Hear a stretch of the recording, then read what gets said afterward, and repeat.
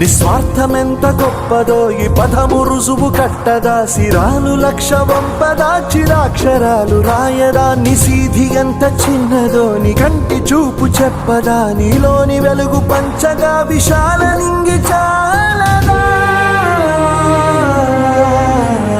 మనుష్యులందు నీ కథ మహర్షిలాగా సాగదా, మనుష్యులందు నీ కథ మహర్షిలాగా సాగదా.